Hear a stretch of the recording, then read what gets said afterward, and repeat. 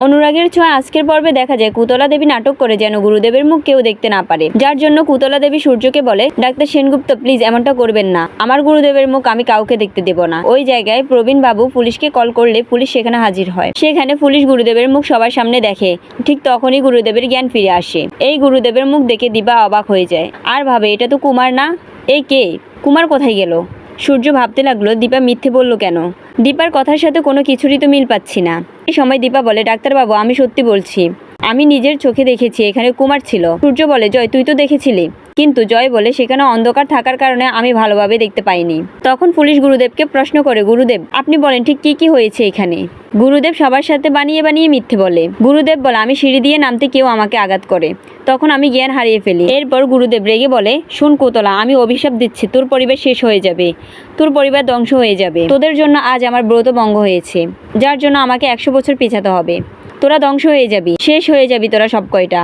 তখন দেখা যায় কুতলা দেবী গুরুদেবের কাছে হাত জোড় করে ক্ষমা চান। বলে, গুরুদেব আমাদের মাফ করে দিন, আমরা সত্যি এমনটা করতে চাইনি।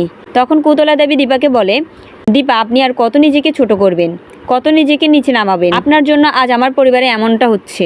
পুলিশ দীপাকে বলে, দীপা সেনগুপ্ত আপনি কি বলতে পারবেন এটার জন্য আমরা আপনাকে অ্যারেস্ট করতে পারি? কুতলা দেবী বলে, প্লিজ অফিসার এমনটা করবেন না, যাই হোক এটা আমাদের ফ্যামিলি প্রবলেম। তখন অফিসার সেখান থেকে চলে যায়। কুতলা দেবী সূর্য সহ সেনগুপ্ত বাড়ি সবাইকে অনেক কথা শোনায়, যার ফলে দীপা কুতলা দেবীর কাছে ক্ষমা চায়। দীপা বলে, যা হয়েছে আমার জন্য হয়েছে, তার জন্য আপনি আমার স্বামীকে অপমান করবেন না। আমি আপনার কাছে হাত জোড় করে ক্ষমা চাচ্ছি, আমাকে ক্ষমা করে দিন। আমি আমার সন্তানের ভালোর জন্য আজ এমনটা করেছি। রূপা সোনা রুডি সবার কথা ভেবে আমি এই কাজটা করেছি, আপনি প্লিজ আমাকে ক্ষমা করবেন। আমি চাইছি সবাই যেন সত্যিটা জানতে পারে। তখন কুতলা দেবী বলে, তার মানে কি আমরা খারাপ? কৃষ্ণ আমার সম্পর্কে আপনার কাছে বলেছে? আচ্ছা আপনি এটা বলেন তো, সোনাকে কি রুডি জোর করে বিয়ে করেছে? রুডি কি এমন করেছে যে সোনা রুডিকে বিয়ে করতে বাধ্য হয়েছিল? আমি আর এসব মেনে নিতে পারবো না, অনেক হয়েছে, প্লিজ এবার এসব বন্ধ করুন। ওই সময় রূপা বলে, আমার মায়ের কাছে যেটা ভালো মনে হয়েছে মা সেটাই করেছে, সত্যিটা জানতে চেয়েছে শুধু। রূপা দরজার সামনে দাঁড়িয়ে বলে, এখন কি তাহলে আমি ভিতরে ঢুকবো? কুতলা দেবী বলে, না তুমি এখন ঢুকবে না। তখন কৃষ্ণ বলে, কেন রূপা বাড়িতে ঢুকবে না?